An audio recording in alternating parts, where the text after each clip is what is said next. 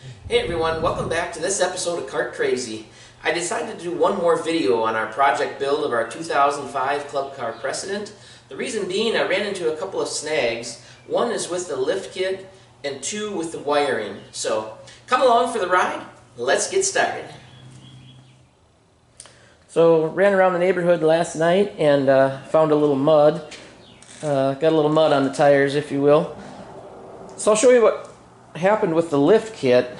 And this was the original lift kit, and you can see we talked about this a little bit in the last episode. These rear blocks right here are supposed to be flat, so I contacted the salesman and he said not a big deal, I'll send you some new blocks out, and I haven't even taken them out of the bag and I can already see that they're still wrong, so I'm assuming this is for a different lift kit.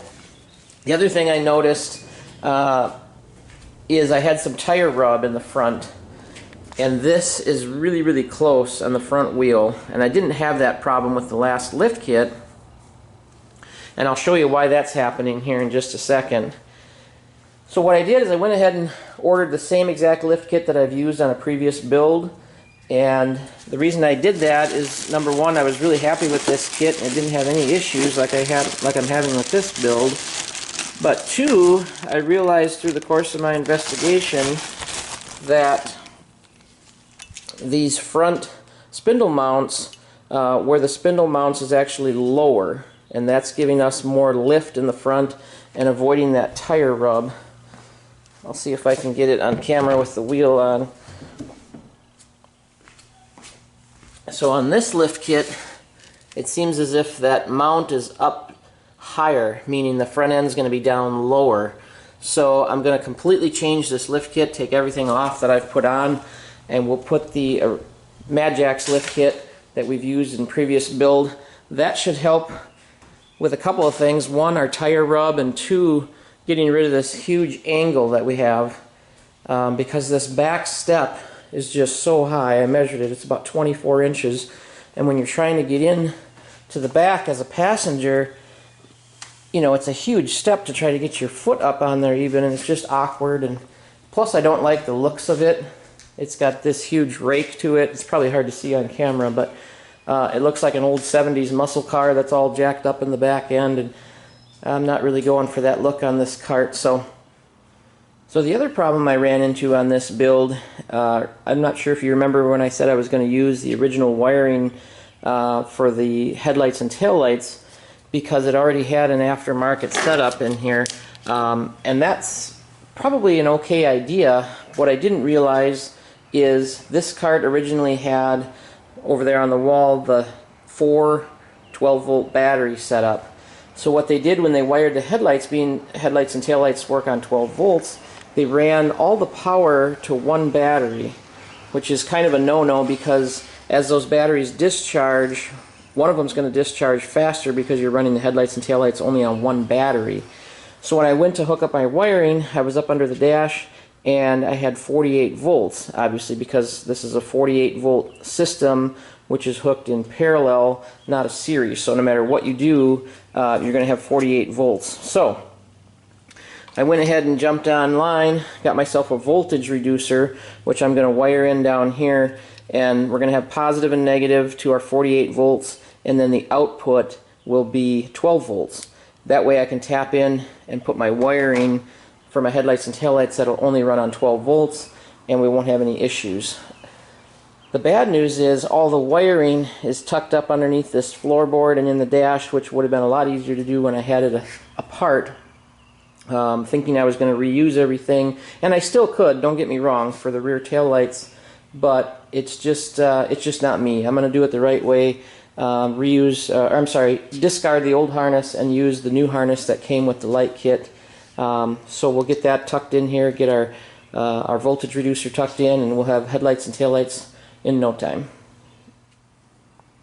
So here's an update on the wiring. Just another unexpected hiccup here. So this is the wiring that I want to use, and what I should have put in when I had the body and everything off. And this is the wiring that's in the club car right now. So this harness here is our main factory harness. This one would be for headlights, taillights, turn signals, and so on. I wasn't expecting them. They actually ran it. Normally you have one loom running through the channel here for the factory harness and your secondary loom for your headlights and taillights. So I'm not sure if this is a factory setup with the headlights and taillights. I just don't have enough experience to know the answer to that. But what I'm going to do is I'm going to isolate these two harnesses so that I can keep my factory harness for my ignition source, because this one will plug in to the dash panel for our key and everything, and then I'm going to isolate and remove everything that they have going on for the taillights, and I'm going to install this harness. So this will run through the channel right here in the floor, and it'll come up similar to what this one is. And then these two rears will run down through the body. One will split off for the right taillight, one will split off for the left taillight, and then our blue and black is our power and ground, which will plug into the 48 volt reducer that I'm going to be installing. So hope that all makes sense. Here's the mess I had to contend with separating everything. A lot more work than I thought, but it'll be worth it in the end. Okay, so I had a change of heart. I remembered I had a 48 volt wire in the old harness that was unused. So what I did is I plumbed that in, because it's only on when the key is on. So when I turn the key on, that gives me power for my headlights. It powers up my converter. That way the converter is not being powered up when the cart's not in use. So it's a keyed on source. I've got all the wiring taped back up here. This will all lay down in this trough here underneath the floor mat. The dash wiring will all get tucked up behind there. And then the wiring for the headlights comes down through from behind the dash, and I'll tuck this all up and get that up with zip ties and so on. So basically the wiring is just about done.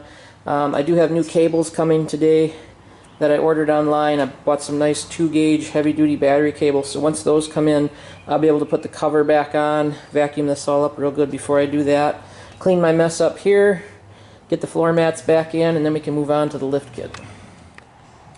So just finishing it up, and got it quite a bit more level. It's still up in the back just a little bit, but we're going to have to live with that. You can see the clearance in the front is quite a bit more with those longer spindles. Got all the wiring buttoned up. Got the floor mat back in, the dash back in. I did get some nice 2-gauge heavy-duty battery cables, and I did get the red for positive and black for negative, so no confusion there. Got that all cleaned up and looking good. Got the cover back on. Got the alignment done. Got the bull bar the rest of the way mounted. Got all the wiring zip tied out of the way for the headlights. Got the tail lights in. Nice and muddy from my trip last night. Coming along pretty good.